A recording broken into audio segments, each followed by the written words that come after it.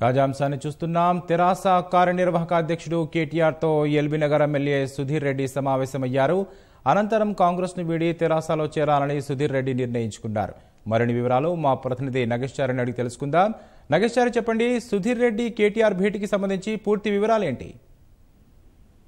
LB Nagar నుంచి కాంగ్రెస్ అభ్యర్థిగా విజయం సాధించిన దేవిరెడ్డి సుధీర్ రెడ్డి ఈ రోజు తెరాస కార్యనిర్వాహక అధ్యక్షుడు కేటీఆర్ ను కలిశారు.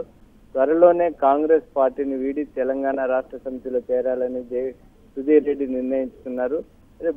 ఈ రోజు కలిసిన విషయాలు ప్రధానంగా తనకు హైదరాబాద్ లో తెలంగాణ రాష్ట్ర సమితి నేతృత్వంలో జరుగుతున్నటువంటి ప్రభుత్వం చేపట్టిన అభివృద్ధి పనులు తనకు నచ్చాయని, అదేవిధంగా కేటీఆర్ తనకు పలు విషయాలపైన హామీ ఇచ్చారని సుధీర్ రెడ్డి చెప్తున్నారు. ముఖ్యంగా ఎల్బీ నగర్, బిఎన్ రెడ్డి నగర్, వనస్థలిపురంలో ఉన్నటువంటి ఆస్తి పన్ను సమస్యలు, రిజిస్ట్రేషన్ సమస్యలు, వాటన్నిటిని కూడా ప్రభుత్వంతో మాట్లాడి పరిష్కరించేందుకు తన వంతు హామీ కృషి చేస్తారని కేటీఆర్ హామీ ఇచ్చినట్టుగా సుధీర్ రెడ్డి చెప్తున్నారు. మొత్తం మీదుగా అంటే కేసీఆర్ నేతృత్వంలో చేపట్టినటువంటి అభివృద్ధి సంక్షేమ పథకాలు తనను ఆకర్షించాయని చెప్పి సుధీర్ రెడ్డి చెప్తున్నారు. త్వరలోనే అంటే 2-3 రోజుల్లో ముఖ్యమంత్రి కేసీఆర్ ను కలవడానికి సుధీర్ రెడ్డి ఆలోచిస్తున్నారు. ఆ ముఖ్యమంత్రితో భేటీ అయిన తర్వాత వివిధ రాజకీయ అంశాలపైన చర్చించి ఆ తర్వాత ఒక తుది నిర్ణయం ప్రకటించడానికి ఏర్పాట్లు చేస్తారు. మొత్తం మీద గత కొంతకాలంగా అంటే ఎమ్మెల్సీ ఎన్నికల నోటిఫికేషన్ వచ్చినప్పటి నుంచే కాంగ్రెస్ పార్టీ నుంచి టీఆర్ఎస్ లో వలసలు కొనసాగుతూనే ఉన్నాయి. పార్లమెంట్ ఎన్నికలు కూడా జరుగుతున్న నేపథ్యంలో ఇవి మరింత వేగం పొందింది. ఇప్పటికే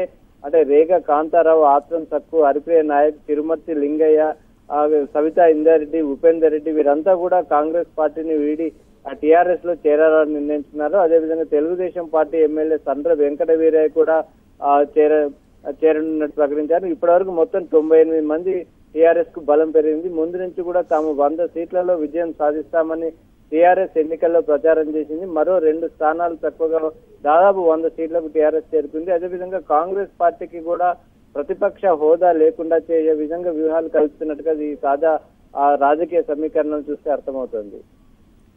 ధన్యవాదాలు నాగేశ్వరాచారి.